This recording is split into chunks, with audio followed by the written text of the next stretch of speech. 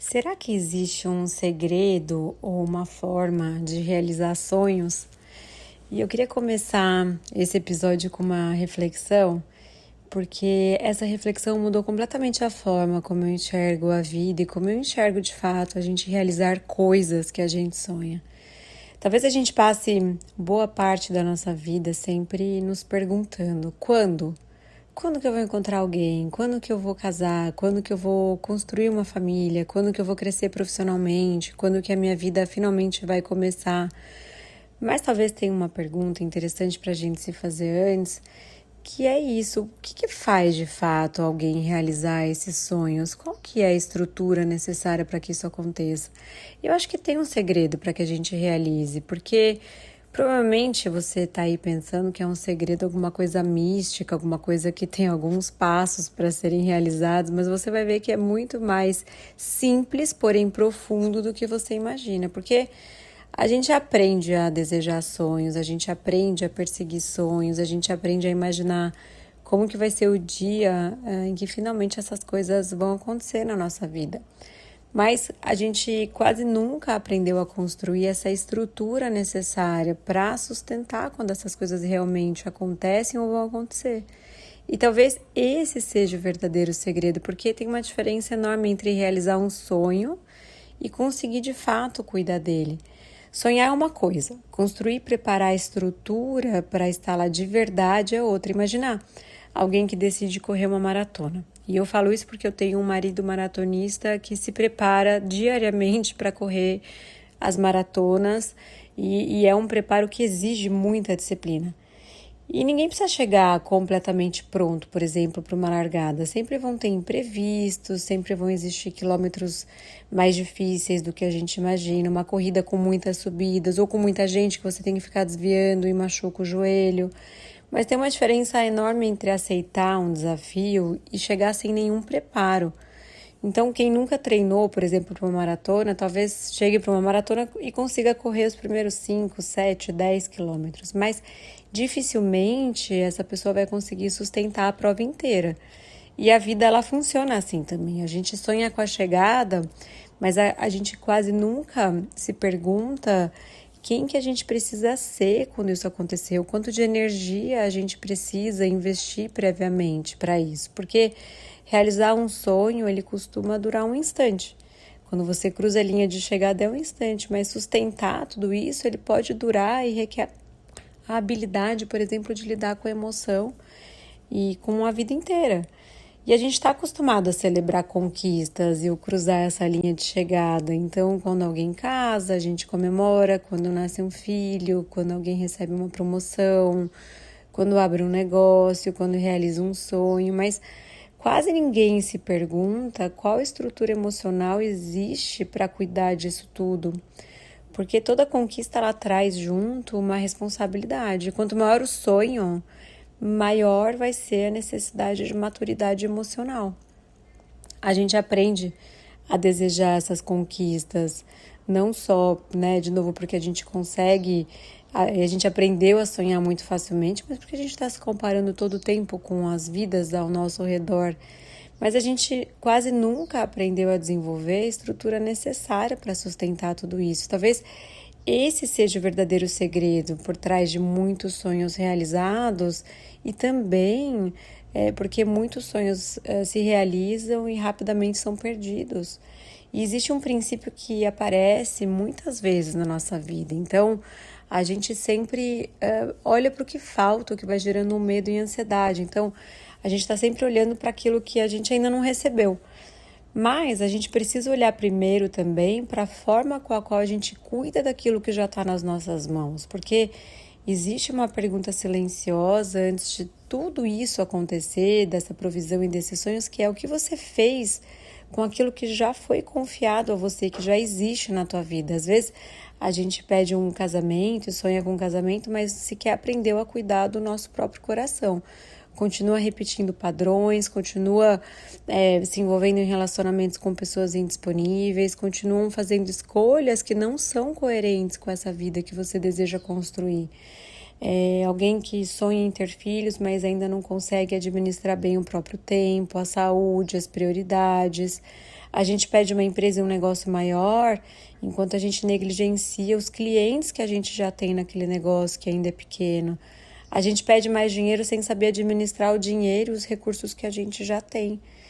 E talvez, né, o seu sonho não esteja atrasado, talvez a vida esteja te fortalecendo essa estrutura que vai impedir que esse sonho desmorone na tua vida quando ele chega.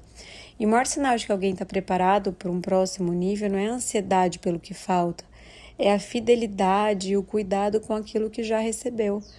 E a verdade é que as nossas conquistas, elas não criam um caráter no sentido de identidade, elas revelam quem a gente verdadeiramente é.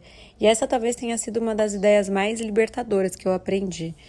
As nossas grandes conquistas, elas não mudam quem a gente é, elas amplificam e ampliam quem a gente já era.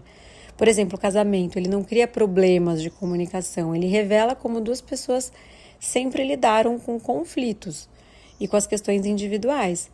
Os filhos não criam a impaciência, eles revelam o quanto a gente aprendeu ou não a regular nossas emoções quando as coisas saem do controle, porque filhos é ter a vida conforme a gente não planejou. O dinheiro, ele não cria arrogância, ele só amplia a relação que já existia com o nosso próprio ego. A liderança, ela não cria alguém autoritário, ela revela como a gente lida com o poder de verdade. E é quase que, se a gente pudesse dizer que essas grandes conquistas, elas são como uma lente de aumento. Elas deixam impossível de esconder aquilo que antes a gente conseguia de fato disfarçar, para aquelas questões que a gente nunca olhou com cuidado na nossa própria identidade.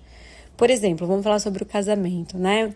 O casamento, ele nunca foi a linha de chegada da vida de alguém e não deveria nunca ser a linha de chegada. O casamento é o começo de tudo e talvez seja por isso que muitas famílias sofram, porque não porque elas deixaram de acreditar no amor, mas porque a gente foi preparado para conquistar relacionamentos, conquistar pessoas, mas não para construir e sustentar.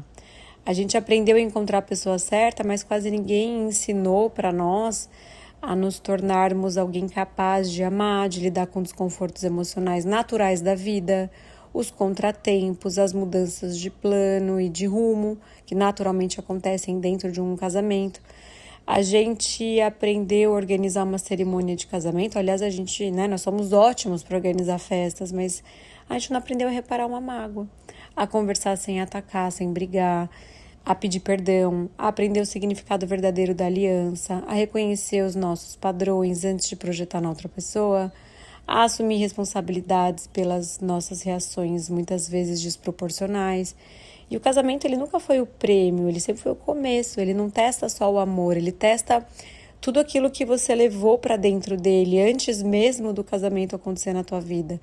A sua maturidade, a sua história, a sua forma de lidar com as frustrações, a sua capacidade de dialogar, a sua profundidade emocional e espiritual. Então, o casamento, ele não cria os desafios por si só, ele só dá intimidade suficiente para que esses conflitos apareçam. E a verdade é que o tempo, ele não amadurece ninguém. Existe uma ilusão muito comum de acreditar que basta esperar sem fazer nada, sem fortalecer essa musculatura da maturidade emocional. Mas o tempo sozinho, ele não transforma ninguém, ele não vai dar essa musculatura emocional para ninguém, ele só passa. E o que amadurece uma pessoa de fato são as escolhas que ela faz conscientemente durante esse tempo.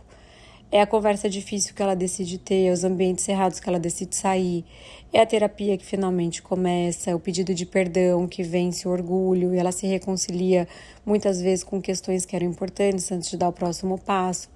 É o limite que ela aprendeu a colocar naturalmente, o padrão que ela decidiu de fato interromper e a responsabilidade que a gente assume pela nossa própria vida. O amadurecimento, ele nunca foi um presente do calendário, ele sempre foi uma consequência das nossas escolhas diárias. E todo mundo aqui conhece alguém que está aí esperando por anos, 10 anos alguma coisa acontecer e continuam paradas no mesmo lugar repetindo os mesmos padrões. Porque o relógio, no fundo, amadureceu só o corpo dessa pessoa, mas só as escolhas, de fato, conscientes, que são capazes de amadurecer a alma. E existe um tempo que o calendário, ele nunca vai conseguir medir. Enquanto o relógio, ele conta os nossos aniversários, a nossa alma, ela conta as transformações. Então, existe um tempo para a gente cuidar do nosso coração e preparar essa musculatura e deixar, por exemplo, de implorar amor em relacionamentos disfuncionais. Um tempo para aprender a colocar limite, um tempo para descobrir quem você é sem depender da aprovação e opinião dos outros, para você sustentar o desconforto, de sustentar a tua identidade sem ter um peso enorme da opinião externa, um tempo para abandonar os padrões que vêm sendo repetidos há décadas, não só na tua vida, mas na vida das pessoas com as quais você convive, você já normalizou o que não é natural. E esse tempo ele quase nunca acompanha o calendário, porque a verdadeira preparação ela acontece em silêncio. Enquanto ninguém percebe, você está lá construindo a pessoa que um dia vai sustentar a vida que hoje é só um sonho. E talvez você sonhe profundamente em construir uma família, em crescer profissionalmente, em liderar, em deixar um legado. E esses sonhos são todos lindos e muito válidos, mas tem essa pergunta que é muito mais importante do que o quando é quem eu estou me tornando enquanto eu espero. Porque existe uma diferença entre receber um presente e saber de fato cuidar desse presente. Uma diferença entre realizar um sonho e ter estrutura funcional para sustentar esse sonho. Talvez o maior obstáculo entre você e o seu sonho não seja o tempo. Talvez seja a pessoa que você ainda precisa se tornar para não perder aquilo que tanto deseja receber. Porque a vida, ela não pede só que a gente alcance determinados lugares, ela pede que a gente se torne a pessoa capaz de cuidar deles quando finalmente a gente chegar lá. E talvez a maior demonstração de amor pelos nossos sonhos não seja a pressa e a ansiedade de realizar, seja a coragem de amadurecer antes que eles cheguem, porque existe um segredo sim para realizar sonhos, que não é só alcançar os sonhos, é se tornar capaz, antes mesmo da conquista, de sustentar depois que essa conquista e que esse sonho chega na nossa vida.